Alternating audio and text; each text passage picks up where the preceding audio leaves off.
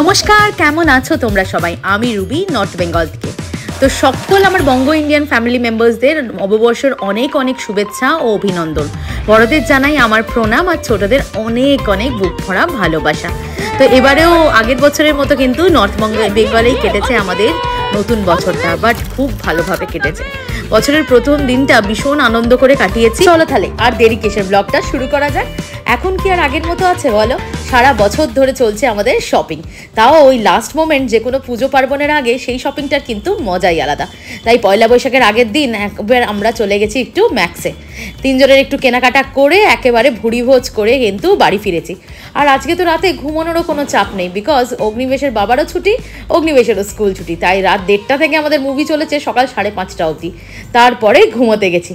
আর সকাল সকাল দেখো এই যে পয়লা বৈশাখের ম্যাগাজিন হাতে চলে এসছে নিউজ পেপারের সাথে। এটা আসা মাত্রই কিন্তু মনে হয় যে হ্যাঁ, নতুন বছর শুরু হলো। চলো দিনটা শুরু করা যাক। ছেলেকে একটু দুধ হরলিক্স দিয়ে দিয়েছি, আর বিছনার চাদরটা একটা সুন্দর করে পরিষ্কার চাদর পেতে নেবো। নতুন চাদর আছে, বাট পাতবো না, যা গরম পড়েছে। আর এই দেখো আজ থেকে আমার নতুন হেল্পিং হ্যান্ড চলে এসছেন, কালকেই কথা বলে গেছে। তো আমরা যখন সন্ধ্যেবেলা বেরিয়েছিলাম ওনার জন্য একটা ম্যাক্সি নিয়ে নিয়েছি। কদিন টিকবে আমি জানি না, বাট স্টিল আমরা নতুন পরবো আর উনি পরবেন না, তাই ওনাকে একটা দিয়ে দিলাম। আর ছোটোবেলা থেকেই দেখো মনে আছে, স্নান করার পর নববর্ষের দিন মা একটা নতুন জামা দিত, তাই একটা নতুন ম্যাক্সি কিনে নিয়েছি, একদম মানে সামার ফ্রেন্ডলি যাকে বলো। পরে নিয়ে একেবারে রান্নায় লেগে পড়েছি, ঝটপট রান্না করে যাবো একটু পুজো দিতে। মদন বাড়িতেই পুজো দিয়ে বছরের শুভ সূচনাটা করব। পরে নিয়েছি একটা সুন্দর শাড়ি, এবার বাড়ির পুজোটা আগে দেবো, সেই মধ্যেই বেজে গেল কলিং বেল। একটা সুন্দর নববর্ষ স্পেশাল আউটফিট অর্ডার করেছিলাম, আগের দিনও কিছু কেনাকাটা করেছি, বাট এইটা একদম জানো নববর্ষ স্পেশাল। তো আগেরও কিছু প্যাকেজিং আছে, সেগুলো এখনও খোলা হয়নি। যাই হোক, বেলার দিকে পরবো, আনবক্সিং করে তোমাদের তখন দেখাবো। বাড়ির পুজোটা সেরে গৌতম ইতিমধ্যে অগ্নিবেশকে স্নান করিয়ে দিয়েছে। ওর ছুটির দিনকে অগ্নিবেশকে স্নানটা করিয়ে দেয়, আর ওকে স্নান করানো মানে একটা বিশাল টাস্ক। যা দুষ্টুমি করে, তো আমি ওকে মুছিয়ে সুন্দর করে জামা পরিয়ে দিলাম। এটা হলো অগ্নিবেশ বাবুর নববর্ষ স্পেশাল আউটফিট। তোমরা কমেন্ট করে অবশ্যই জানিও কেমন লাগলো। খুব ন্যাগিং করছিল, মাম্মাম খাইয়ে দাও, কিন্তু আমি রোল করে তরকারি দিয়ে একটু দিয়ে দিয়েছি, ও খেয়ে নেবে। গৌতমেরও পুজো সারা হয়ে গেছে, চলো ওকে ব্রেকফাস্টটা বাড়িয়ে দিই। একেবারে দুপুরের রান্নাটাই হবে ব্রেকফাস্ট আর কি। রুটির সরে পটল আলুর তরকারি, আর একটু কালকের লেফটোভার বাঁধাকপি ছিল, মুগের ডাল, আর সাথে হলো একটু কুমড়ো ছেঁচকি। যাই হোক, আমি তো রেডি হয়ে নিচ্ছি, আর এদিকে বাবা ছেলে ব্রেকফাস্টটা করে নিক। অনেকটা বেলা হয়ে গেল, আমি নির্জলা পুজো দেবো, ওরা খেয়েই যাক আর কি। এতটা যখন লেট হয়ে গেল, তাই ওদের রুটিটা দিয়ে দিচ্ছি, ভাত না খেলেই হলো। আর ওরা তো আর অঞ্জলি দেবে না। আর এই যে দেখো, শাড়ি পরে একটু সাজুগুজু না করলে হয়, তাই চটপট করে আমি একটু শাড়ি পরে নিয়ে সাজুগুজু করে নিয়েছি। আর পরেছি হলো এই নরম হ্যান্ডলুমের শাড়িটা। আর বাড়ির পাশেই মদন বাড়ি, তাও গৌতম বলছে বাইকে যাবো, বিকজ বাইরে যা কাঠফাটা রোদ্দুর, আর বাইকটাও বাইরে ছিল। আর মদন বাড়ির চারিপাশে দেখবে আজকে কাল থেকেই প্রস্তুতি শুরু হয়ে গেছে, একেবারে কিন্তু মেলা বসে গেছে। এখানে গৌতমের কিছু পরিচিত লোকজনের সাথে দেখা হয়ে গেল, সকলকে নববর্ষ উইশ করে একেবারে আমরা পুজো কিনে চলে যাচ্ছি একেবারে তাড়াহুড়ো করে মন্দিরের ভেতর। এই দেখো, আর বাইরেটা হচ্ছে একেবারে শানটা তেঁতে আছে, তাই অগ্নিবেশকে দেখতে পেলে সক্স পরিয়ে এনেছি। ও তো শুনবে না, দৌড়োদৌড়ি করবে। আর পরে দেখবো পায়ের তলাটা একেবারেই লাল হয়ে গেছে, যদিও এখানে ম্যাট পেতেছে, বাট স্টিল প্রচুর গরম। আর এদিকে দেখো মদনমোহনকে বাইরে বার করে কি সুন্দর সাজুগুজু করিয়ে দিয়েছে। আর এখানে একটা পুচকে সোনার অন্নপ্রাশনও হচ্ছিল, দেখো কি ভালো লাগছে না দেখতে। তো চলো এবার একটু ক্যামেরাটা বন্ধ করে চটপট অঞ্জলিতে দিয়ে দাও। অন্যদিন কিন্তু বেশ রেস্ট্রিকশন থাকে মোবাইল এই দেখো এই প্রেমিসেসে আনলেই, বাট আজকে তেমন কিছু বলছিল না। সুন্দর করে অঞ্জলি দিয়ে দিলাম, এখন পুজোটা দিয়ে দিচ্ছে, আমাদের প্রসাদটা হয়ে গেছে, দিয়ে দিলেই বাড়ি নিয়ে চলে যাব, একেবারে নিয়েই যাব। আর দেখো আমি আর অগ্নিবেশও একটুখানি দক্ষিণে দিয়ে দিলাম দুজনে। এখন এখানে মিডিয়া থেকে লোকজনও এসছে, বিভিন্ন মিডিয়া চ্যানেলস এসছে মদন বাড়ির রাসটা কভার করতে। সন্ধ্যের দিকে তো এখানে এত ভিড় হয়েছিল কি বলবো। আর এখানে অগ্নিবেশ একটা মিমিকে ও নববর্ষ উইশও করে দিচ্ছে, সে আমাদের ছবি তুলে দিয়েছিল বলে। আর এই দেখো গৌতমের বুদ্ধিটাই আমি ফলো করে ঘাসের ওপর দিয়ে হেঁটে হেঁটে গেছি। এবার আমি যাবো একটু বাড়িতে, বিকজ আমি তো ভীষণ জল টেস্টটা পেয়ে গেছে। তাই আর এখানে অগ্নিবেশ আর ওর বাবা একটু দাঁড়িয়ে দাঁড়িয়ে দেখবে হলো এই হাঁস। অগ্নিবেশ এখানে এলেই হাঁস দেখে দাঁড়িয়ে দাঁড়িয়ে। আর দেখলে তো ওইখানটা রেলিংসগুলোতে কিরকম কাঁটা লাগিয়ে দিয়েছে যাতে লোকজন না বসতে পারে। গৌতম একটা অ্যাটেন্ড নিচ্ছিল বসার, বাট ঠিক সময় দেখতে পেয়ে গেছে। যাই হোক, এখানে এখন আমাকে লাগিয়ে দিয়েছে ওদের ফটো সেশনে, বাট আমি ওই 2-1টা ফটো তুলেই চললাম বাড়ি। আমার পেয়েছে জল পিপাসা। সত্যি এই উপোস টুপোস করলে না, আর কিছুর জন্য না, 2 দিন আগে নীলের উপোস গেল, শুধু এই গরমে জলটার জন্যই যেন প্রাণটা কেমন আনছান হয়। পরের দিনই কিন্তু আসছে দিদি আবার এখানে। তাই সিএম ম্যাডামের একটা বড় পোস্টার আমার বাড়ির সামনে লাগিয়ে দিয়েছে। গৌতমের একটা লেফট ওভার রুটি ছিল, সেটাই খেয়ে চটপট একটা প্রসাদ খেয়ে নিয়ে আমি একেবারে রেডি হয়ে গেলাম নববর্ষ স্পেশাল আউটিংয়ের জন্য। ড্রেসটা এসছে অ্যামাজন থেকে, কেমন হয়েছে বলো? আরও দুটো দিনের ড্রেস এসছে, বাট আনপ্যাক করারও টাইমই হয় না, কবে থেকে এসে পড়ে আছে। আর এদিকে অগ্নিবেশ আর ওর বাবার ইতিমধ্যে কিন্তু দুটো অরেঞ্জ স্টিক খাওয়া হয়ে গেছে। আমাকে দেখে বলছে তোমার জন্য না, তো আমি বললাম না আর অত উপকার করতে হবে না, চলো যাওয়া যাক। আর কালকে যেহেতু তোমাদের বললাম সিএম ম্যাডাম আসবে আমাদের বাড়ির সামনে রাসমেলা মাঠে, দেখো তাই সব প্যান্ডাল তারপরে স্ট্রাকচার সেসবগুলো হচ্ছে। বাবা এই ভোটটা মিটলে বাড়ছি রাস্তায়, মানে একেবারে এইসব টিটিংসগুলোর জন্য না একেবারে লোকারণ্য হয়ে থাকে। আর আমাদের ডেলি লোকজন যারা যাওয়ার জন্য এত অসুবিধে হয় কি বলবো। আবার সেই এয়ারপোর্টের রাস্তাটা ধরে নিয়েছি আর যাবো হলো একটু শহরের বাইরে।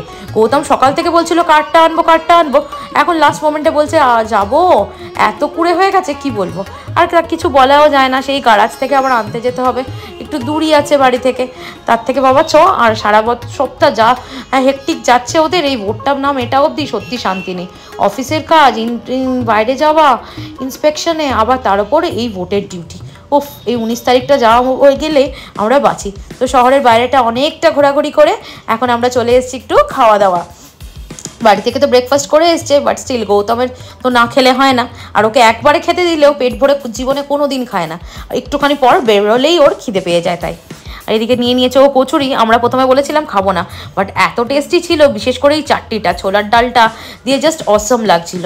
ইতিমধ্যে কিন্তু আমাদের 1 বটল মাজা আর এই লিমকা খাওয়া হয়ে গেছে। এই গরমে বেরোনোর মানেই আগে কোল্ড ড্রিঙ্কস খাওয়া। অগ্নিমেশবাবু আগে বললো কচুরি খাবো না, তাই একটা কিটক্যাট নিয়ে নিল, আর আমিও একটা ওই মিষ্টি নিয়ে নিয়েছিলাম। বাট এত সুন্দর ছিল এই কচুরিটা, না খেয়ে পারলাম না। দিয়ে আমাদের 3rd রাউন্ড কোল্ড ড্রিঙ্কস চলছে, এখনটা আবার কোক। সত্যি এই গরমকালে এই ঠান্ডা খাওয়াই যেন মনে হয় সবচেয়ে ভালো। আমার তো মনে হয় দুপুরে লাঞ্চ স্কিপ করে শুধু যদি এই ঠান্ডাই খাওয়া যায়। তো চলে এসেছি দেখো পার্কে, ঠিক 4টে না বাজতে আমরা ঢুকছি হলো পার্কে। এর আগে ঢুকলে গরমে একেবারে তেতেপুরের হয়ে যেত। আর অগ্নিবেশের পিছনে অতক্ষণ দৌড়োই বা কে বলো তো, গৌতমেরও অত এনার্জিতে কুলোয় না, আমারও না। আর দুপুরবেলা অত কাঠফাটা রোদ্দুরে সত্যি কথা বলতে এই পার্কে ভালোও লাগে না। আর ইতিমধ্যে অগ্নিবেশ এসে একটা ওই দেখো দেখতে পেলে ওই ওয়াটার বডিটা থেকে একটা কেঁচো তুলে নিয়েছিল, তাই আমার সাথে একটু রাগ অভিনয়ের পালা হলো।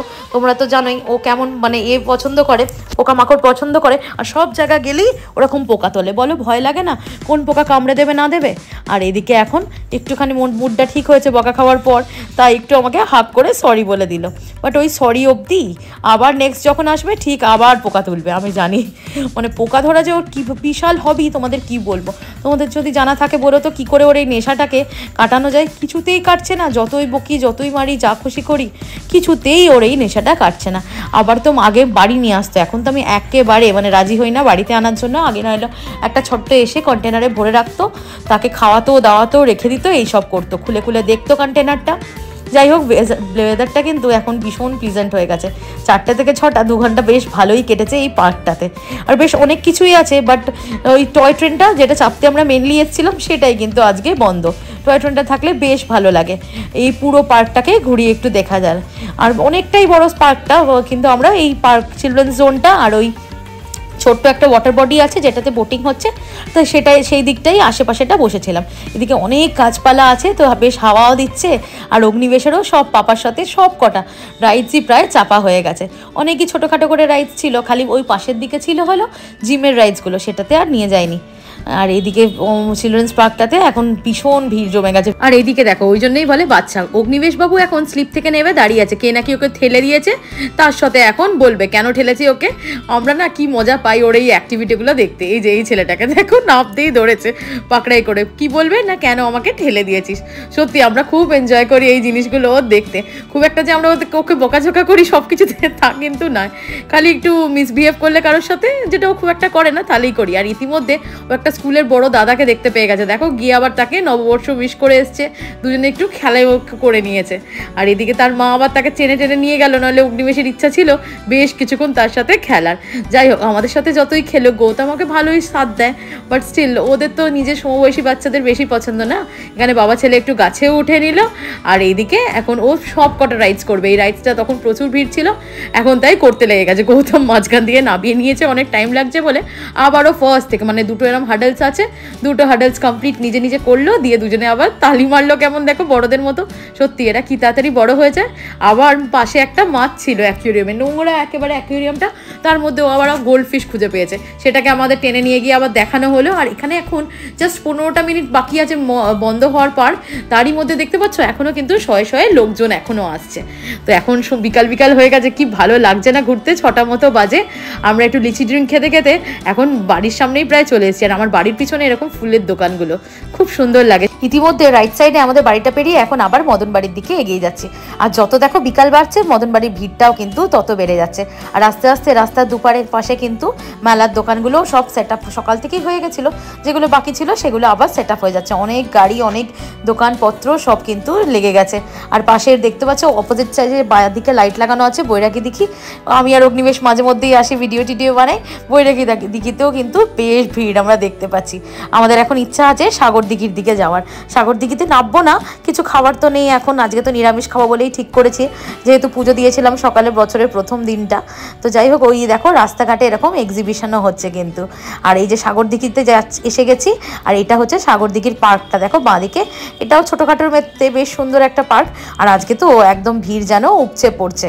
আর আজকে সারাদিনই বোধহয় খোলা আছে, বন্ধ টন্ধ সন্ধ্যেবেলা খুব একটা হয়েছে বলে দেখিনি। আর এই দেখো সাগর দিঘি, আমাদের কলকাতায় যেমন প্রিন্সেপ ঘাট, আমাদের চন্দননগরে স্ট্র্যান্ড ঘাট, এখানে হলো সাগর দিঘি। সারা সাগর দিঘি জুড়ে কিন্তু অনেক প্রচুর ঘিরে বসার জায়গা আছে, ফুড স্টলস আছে, মানুষজন যে কোনো অনুষ্ঠানে প্রচুর মানুষজনের সমাগম হয়। আর এইদিকেই দেখো এই দাদা দিদিগুলোকে দেখে গৌতমের মনে পড়েছে ডিএম অফিসে প্রোগ্রাম আছে, ওর বোধহয় প্রোগ্রাম ইনভিটেশন ছিল, মিস হয়ে গেছে। এ দেখো ওনারা প্রোগ্রাম করতে যাচ্ছে, এখন সন্ধ্যেবেলা প্রোগ্রাম আছে। আর আমরা ইতিমধ্যে সাগর দিঘিটা পুরো সুন্দর করে ঘুরে নিচ্ছি, নিয়ে যাব হলো বাঁধের রাস্তাটা। বাঁধের রাস্তাটা যে আমাদের কি প্রিয় কি বলবো তোমাদের, সত্যি শহরের থেকে ওখানটা জানো এত গাছপালা, ওই জন্য এত ঠান্ডা ঠান্ডা লাগে, পুরো একদম ফ্রেশ হয়ে যায় মুড। আর জায়গায় জায়গায় দেখো এরকম কিন্তু প্যান্ডেল খাটিয়ে খাটিয়ে অনুষ্ঠান হচ্ছে, কোথাও আর্ট এক্সিবিশন হচ্ছে, কোথাও বা হালখাতা হচ্ছে। তাও তো আমরা বড়বাজার এই ভিড়ের মধ্যে গেলামও না, গেলে তোমাদের দেখাতে পারতাম কি যে ভিড় হচ্ছে ওখানে হালখাতার, সবার মুখে মুখে শুনছি। আর এদিকে দেখো বাঁধের রাস্তাটা আমরা ধরে ফেলেছি। আর এখানে দেখো সেই বলে না একটা শিয়াল গান গাইলে সব শিয়াল শুরু হয়ে যায়, এখানে বাবা ছেলের ওই অবস্থা, দুজনে এখন একসাথে ওই হেরে গলায় দুজনে গান ধরে। ভিডিওটা ফরওয়ার্ড করে দিয়েছি স্পিড করে, তাই নইলে যদি তোমাদের শোনাতাম তোমরা হেসে হেসে একেবারে কি বলবো। যাই হোক, এখন আমরা চলে এসেছি তোরসার পাড়ে, এই ফুচকা ব্রেক, এই কাকুটার থেকে আমরা খাই ভীষণ সুন্দর ফুচকা বানায়। আর এদিকে দেখো আলু মাখতে মাখতে অগ্নিবেশ বাবুর এক চক্কর তোরসার পাড় দিয়ে ও চক্কর কেটে চলে এসেছে। এর বেলা ওর পা ব্যথা করে না। এদিকে স্কুলে বেশি ওপর না নিচে করলে রোজ রাত্রিবেলা আমাকে দিয়ে পা টেপা করায়, জানো কি আর বলবো। তো ভেজ ডে বাট পেঁয়াজটা তো চলে, আর এই পেঁয়াজের জন্যই কিন্তু এই ফুচকাটা আমার এত বেশি ভালো লাগে। তোরসার পাড়ে যে কটা স্টল হয়েছে ফুড স্টল, মোটামুটি সবগুলোই আমাদের কভার করা, খালি এইটাতে ও নতুন খুলেছে, ওর বাবা একেবারে আসতে চায় না। এটা করতে একেবারে বাচ্চা বাচ্চা ছেলে মেয়েদের ভিড়। আর অগ্নিবেশকে আনা একদম হাই রিস্কি হয়ে যায়, জানো তো, কখন কি কাউকে কিভাবে দেখে নেবে, তারপর সারাক্ষণ আমাদের মধ্যে প্রশ্ন জ্বালিয়ে যাবে, কি হয়েছিল, কেন হয়েছিল, কি করে হয়েছিল। একই তাই লোকজনকে সিগারেট খেতে দেখলে একেবারে বলতে চলে যায়, আমি আবার আটকাই যে মামা সিনেমাতে এগুলো দেখায়, টোব্যাকো খেতে নেই, ক্যান্সার হবে। আর দেখতে পাচ্ছ মদন বাড়ির ভিড়টা, সত্যি বাবা ভাগ্যিস আমরা সকালে সকালে দর্শন করে নিয়েছি, ভালো করে পুজো দিয়ে নিয়েছি। এখন যত রাত বাড়ছে ভিড়টাও কিন্তু একেবারে দুগুণ তিনগুণ বাড়ছে। আর মেলাগুলোও দেখো একদম সুন্দর করে বসে গেছে, তো বেশ কিন্তু ভালো লাগছে। আমরা ব্যালকনি থেকেই নয় এনজয় করব। চলো চলে এসেছি একেবারে বাড়িতে। আর এই স্ক্রাবারটা কবে থেকে এসে পড়ে আছে, এটাও জামা কাপড়গুলোর মতো একেবারে আমার প্যাক করে মানে আনপ্যাক করাই হচ্ছে না। তো আজকে যা ট্যান পড়েছিল, আজকে শুধু ফেস ওয়াশ দিলে হতো না, তাই স্ক্রাব করে মুখ পরিষ্কার করে একেবারে আমি তো স্নান করে চলে এসেছি। আর এদিকে ডাল গরম করতে করতে, আর এই দেখো তোমাদের ভিউটা দেখিয়ে দিচ্ছি হলো মদন বাড়ি, ব্যালকনি থেকে দেখা যাচ্ছে মেলাটা, আর এইদিকে আমার কিচেনের উইন্ডো থেকে এই পুরো মদন বাড়ির সিনসটা দেখা যাচ্ছে, সাথে ঢাক বাজছে একেবারে জোর জোর, সুন্দর কানে আওয়াজটা যাচ্ছে, জাস্ট মনটা না একদম ভালো হয়ে যাচ্ছে, মনে হচ্ছে পুজো পুজো হচ্ছে। আর এদিকে দেখো অগ্নিবেশ আর আমি তো একেবারে ফ্রেশ হয়ে গেছি দুজনে। আর গৌতম এত মানে কি বলবো, মানে ও বলছে না আমার এসিতে থাকলেই নাকি ও ঠান্ডা হয়ে যাবে, স্নান করার নন্দ নিচ্ছে না, বলছে সেই রাতে নাকি স্নান করবে। প্রথমে তো বলছিল খাবো না, ঘুমিয়ে পড়েছিল, বাট খাওয়ালাম, দেখো পুরো ভাতটাই প্রায় খেয়ে নিয়েছে, জাস্ট এইটুকু ভাতে পড়ে আমি সেগুলো খেয়ে নিলাম ঝটপট। আর পাশের বাড়ি আন্টি নববর্ষ উইশ করতে চলে এসেছে, সকালবেলা অগ্নিবেশকে প্রণাম করতে পাঠিয়েছিলাম, তাই এক প্লেট দেখো মিষ্টি দিয়ে চলে গেছে। রাত 10টা মতো বাজে, 9:45 প্রায়। তো এই দেখো বাবা ছেলে এখনো ঘুমোচ্ছে। চলো এবার দেখে দেবো, নইলে রাত্রিবেলা ঠিক তাণ্ডব চালাবে। আর এইদিকে যা ভেবেছিলাম তাই, এখন রাত 1:30 বাজে, বাবা ছেলে এই দেখো ম্যাঙ্গো নিয়ে এরকম আর্ট বানিয়েছে। সত্যি গৌতম এরকম সুন্দর সুন্দর আর্ট বানায়, আর অগ্নিবেশ কিন্তু খুব মজা পায়। তো রাত 2টো মতো বাজে, আজকে কিন্তু ব্লগটা এখানেই শেষ করলাম।